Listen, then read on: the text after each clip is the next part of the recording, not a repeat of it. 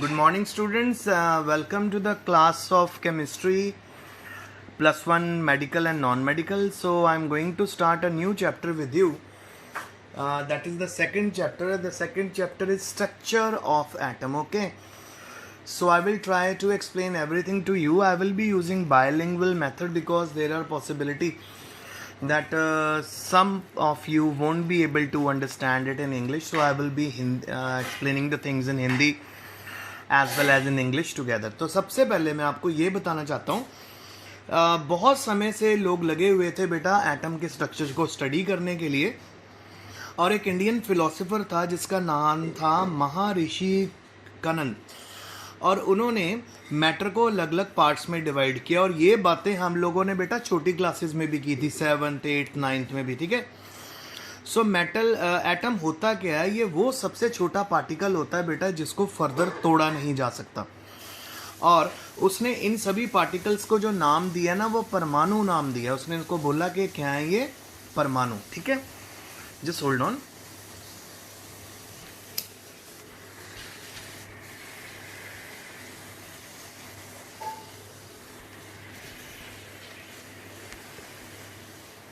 हाँ जी, सो परमाणु नाम दिया उसने।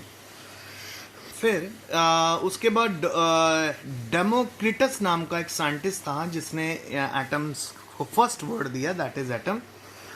और एटम का मतलब जो है वो ग्रीक वर्ड से डिराइव हुआ, ATOMIO, एटीमो, मीनिंग अनकटेबल और नॉन डिविजिबल, जिसको तोड़ा नहीं जा सकता। अब जब सारे के सारे जब ये आइडिया सामने आए, इन सभी को माइंड में रखते हुए फर्स्ट डेफिनेट थ्योरी जो बनाई गई स्ट्रक्चर ऑफ मैटर के बारे में, ये बेटा डाल्टन एटॉमिक थ्योरी थी, जिसने जो एटम था उसको एक अल्टीमेट पार्टिकल समझा मैटर का। उसकी थ्योरी के अकॉर्डिंग कोई भी मैटर हो वो छोटे छोटे पार्टिकल्स का बना होता है, और इन छोटे छोटे पार्टिकल्स को एटम बोलते हैं। और एटम्स को रिगार्डेड स्ट्रक्चरलेस भी माना जाता था उस समय, और उनकी शेप्स भी नहीं हुई थी डिस्कवर। तो इस करके तो लोग यही सोचते थे, साइंटिस्ट यही सोचते थे कि ये हार्ड स्फेरिकल मास है। फिर डाल्टन एटॉमिक थ्योरी जो थी वो बहुत समय तक चलती रही, पर 19वीं और 20वीं सेंचुरी के आसपास एटम की और प्रॉपर्टीज़ पता लगने लगी, और उसके बाद फाइनली ये डिस्कस किया गया कि एटम अकेला सबसे छोटा पार्टिकल नहीं है। एटम के अंदर इलेक्ट्रॉन, प्रोटॉन और न्यूट्रॉन भी पाए जाते हैं, और ये जो पार्टिकल्स हैं इनको रिगार्डेड कर दिया गया कि ये फंडामेंटल पार्टिकल्स हैं, क्योंकि ये कहाँ मिलेंगे आपको? एटम के अंदर। और आपको ऑलरेडी बेसिक तो आपको जनरली पता है कि एटम में होता क्या, एक सेंटर में न्यूक्लियस होता है, उसके अराउंड शेल्स में इलेक्ट्रॉन घूमते हैं। तो एकदम से बेटा ये मॉडल डिस्कवर नहीं हो गया, इस मॉडल को डिस्कवर होने में बहुत टाइम लगा। With the passage of time पता चला कि एटम की डिस्कवरी क्या है, एटम होता क्या है, और ये एक समय ग्रेजुअली एक बड़ा लंबा प्रोसेस है। उसके बाद आज हम एक अच्छे एटम को स्टडी कर पा रहे हैं। अदरवाइज पुराने टाइम से ही लोग लग गए थे, साइंटिस्ट लग गए थे एटम को डिस्कवर करने के लिए, उसके साइज़ को पता करने के लिए, उसके अंदर जो पार्टिकल्स हैं उनको पता करने के लिए। तो सबसे पहले अब हम बात करते हैं सब एटॉमिक पार्टिकल। तो सब एटॉमिक पार्टिकल में अभी आपको बताया इलेक्ट्रॉन, प्रोटॉन और न्यूट्रॉन। प्रोटॉन और न्यूट्रॉन तो बेटा मिलते हैं एटम के न्यूक्लियस के अंदर। इलेक्ट्रॉन जो होते हैं वो रिवॉल्व करते हैं न्यूक्लियस के अराउंड। तो सबसे पहले इलेक्ट्रॉन की डिस्कवरी कैसे हुए, तो आइए इसको हम डिस्कस करें।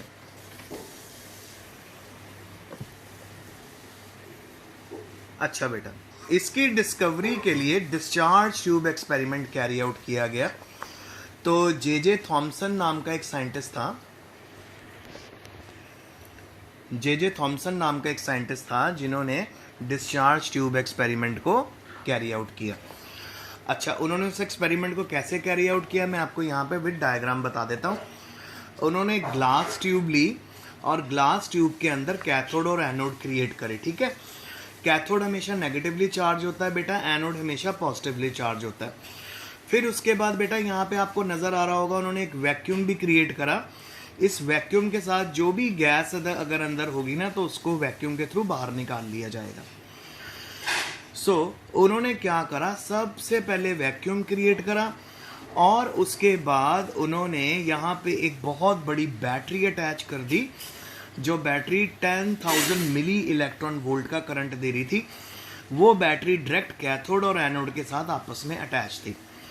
तो बेटा जैसे ही उन्होंने बैटरी अटैच करी तो उन्होंने नोटिस करा कि कुछ पार्टिकल्स की मूवमेंट उनको नोटिस हुई जो मूव कर रहे थे पॉजिटिव चार्ज की तरफ from cathode to anode.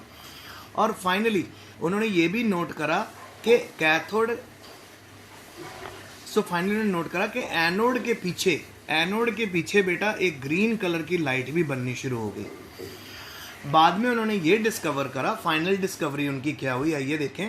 Finally discovery उनकी ये हुई कि जब भी इलेक्ट्रिसिटी अप्लाई की जाती है कैथोड और एनोड के अक्रॉस, कुछ पार्टिकल्स कैथोड से मूव करके जाते हैं एनोड की तरफ, और जब वो कैथोड से मूव करके एनोड की तरफ जाते हैं वो ग्लास ट्यूब के ऊपर भी टकराते हैं। तो जब इस तरह के पार्टिकल ग्लास ट्यूब के ऊपर टकरा रहे थे, वहाँ पे ग्रीन कलर की ग्लोइंग फ्लोरोसेंट लाइट नज़र आ रही थी। और वो लाइट ग्रीन कलर की क्यों नज़र आ रही थी? क्योंकि उन्होंने जो एनोड के पीछे वाली जो ग्लास की कोटिंग थी ना बेटा, उसको उन्होंने फ्लोरोसेंट कोटिंग में कन्वर्ट कर दिया था। यानी वहाँ पे उन्होंने एक केमिकल यूज़ किया था, दैट इज़ उसको फ्लोरोसेंट बनाने के लिए। और फाइनली जब भी कैथोड पार्टिकल्स जाके टकराते थे एनोड की बैक पे, वहाँ पे ग्रीन कलर की लाइट नज़र आ रही थी। तो फिर से रिवाइज करा दे। एक ग्लास की ट्यूब ली, ग्लास की ट्यूब में कैथोड एनोड जनरेट करे, उनको उन्होंने इलेक्ट्रिसिटी से सप्लाई करा, वैक्यूम क्रिएट करा। वैक्यूम क्रिएट करने के बाद जैसे ही इलेक्ट्रिसिटी पास करने लग गए from negative cathode to anode, कुछ पार्टिकल्स मूव करने लग गए। और finally with the passage of time बेटा ये जो पार्टिकल्स थे इनको बोला जाने लग गया कैथोड पार्टिकल्स। और ये तो डिस्कवरी के साथ बाद में पता चला कि ये जो कैथोड पार्टिकल्स थे ना, एक्चुअल में दे वर नथिंग बट इलेक्ट्रॉन्स।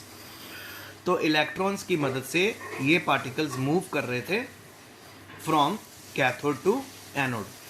तो बाद में इनकी डिस्कवरी ने ये जनरेट करा कि they are nothing but electron. अब हम बात करते हैं कैथोड रे के नेचर के बारे में। तो पहला तो ये था जी, कैथोड रे किसकी बनी हुई है? छोटे छोटे पार्टिकल्स की बनी हुई है। तो डेफिनेटली जब कैथोड रे के रास्ते में कोई छोटा मेटल का ऑब्जेक्ट रखा गया तो ये पाया गया कि ये जो मेटल का ऑब्जेक्ट है वो शेडो कास्ट कर रहा था। क्योंकि वो शेडो कास्ट कर रहा था तो यहाँ से हम ये कह सकते हैं कि कैथोड रेज जो थी हमेशा स्ट्रेट लाइन में फॉलो करती थी। Cathode ray always travel in straight line, that's why they cast shadow. ठीक है। सो सेकंड पॉइंट, जो कैथोड रे था दे वर नॉट विजिबल, पर with the help of fluorescent और फॉस्फोरस जो हमने एंड में कोट किया था बैक ऑफ द एनोड, वहाँ से हम उनका पाथ डिटेक्ट कर रहे थे। तो क्योंकि वो फ्लोरोसेंट लाइट को कन्वर्ट कर रहे, ग्रीन लाइट जनरेट कर रहे थे एनोड के पीछे, तो यहाँ से भी हमें पुष्टि हो गई, हमें कंफर्मेशन होगी कि कैथोड रे एग्जिस्ट करती हैं। फिर थर्ड पॉइंट में ये बताया गया है कैथोड रे का मैकेनिकल इफेक्ट, कि अगर उनके रास्ते में कोई बहुत छोटा सा पैडल रख दिया जाए, व्हील रख दिया जाए, तो व्हील अपने आप मूव होने लग जाता है। यानी कैथोड रे में उस व्हील को मूव करने की, सर्कुलेट करने की भी पावर थी। उसके बाद हम बात करें इलेक्ट्रिक फील्ड और मैग्नेटिक फील्ड के बारे में। तो जब उन कैथोड रे के पाथ के अंदर इलेक्ट्रिक प्लेट को लगा दिया गया, इलेक्ट्रिक प्लेट जैसी लगी ना बेटा, एक तो उस पर नेगेटिव चार्ज ऊपर नज़र आ रहा है, पॉजिटिव चार्ज आपको नीचे नज़र आ रहा है। सो जितनी भी कैथोड रे थी वो पॉजिटिव पोल की तरफ मूव करे, cathode ray deflecting towards positive plate. तो कैथोड रे किस तरफ डिफ्लेक्ट हो गई? पॉजिटिव प्लेट की तरफ डिफ्लेक्ट हो गई। तो यहाँ से ये पता चल गया कि कैथोड रे के ऊपर कौन सा चार्ज होता है? माइनस का चार्ज होता है। इसी तरह उन्होंने मैग्नेटिक फील्ड में भी डिफ्लेक्शन शो करी, और मैग्नेटिक फील्ड में जो डिफ्लेक्शन शो करी वो उन्होंने नॉर्थ पोल की तरफ शो करी। फिर अगर कैथोड रे को अलाउ कर दिया जाए किसी हार्ड मेटल ऑब्जेक्ट के ऊपर एकदम स्ट्राइक करने के लिए फॉइल के ऊपर, तो कैथोड रे क्या कॉज करती थी? एक्स-रे प्रोड्यूस करती थी। यानी cathode ray produce X-ray when they strike against hard metal like tungsten. और अगर कैथोड रे को अगर अलाउ कर दिया जाए किसी पतली फॉइल के ऊपर स्ट्राइक करने के लिए, तो आफ्टर सम टाइम वो फॉइल भी हीट अप हो जाती। तो कैथोड रे हीटिंग इफेक्ट भी पोजेस करती थी। और कैथोड रेज आसानी से छोटी पतली शीट्स के अंदर से भी पास कर जाती हैं। और फाइनली हम ये कह सकते हैं कि the cathode ray photographic plate को भी इफेक्ट करती हैं। जो कैथोड रे के जो कैरेक्टरिस्टिक्स हैं वो नेचर ऑफ इलेक्ट्रोड्स के ऊपर डिपेंड नहीं करते, पर नेचर ऑफ गैस प्रेजेंस के ऊपर डिपेंड करते हैं। और फाइनली बेटा इसके साथ ही इलेक्ट्रॉन यानी कैथोड रे की डिस्कवरी हो गई। सो कल जब मैं आपको मिलूँगा तो मैं आपको बताऊंगा कि कैसे प्रोटॉन्स को डिस्कवर किया गया, तो वो है डिस्कवरी ऑफ प्रोटॉन, ये हम कल करेंगे। तो आज के रिवीजन में सबसे पहले मैंने आपको एटम के बारे में बताया, उसके अलग अलग कैसे डिस्कवरी हुई उसके बारे में बताया। फिर मैंने आपको एक्सपेरिमेंट करवाया, that was discharge tube experiment, और ये दिया था जे थॉमसन ने, और उन्होंने ग्लास ट्यूब को यूज़ करके एक्सपेरिमेंट किया था। फिर आपको कैथोड रे की डिस्कवरी दिखाई, कैथोड रेस की प्रॉपर्टीज़ दिखाई, और फाइनली मैंने आपको ये बताया कि cathode ray are negatively charge और वो कैसे प्रूव किया उनकी प्रॉपर्टीज़ के साथ। सो नेक्स्ट टाइम जब भी हम मिलेंगे मैं आपको प्रोटॉन्स की डिस्कवरी के बारे में बताऊंगा। स्टडी हार्ड, और जैसे जैसे आपको लेक्चर मिलता है अपना काम कंप्लीट करें, अच्छे से पढ़ें।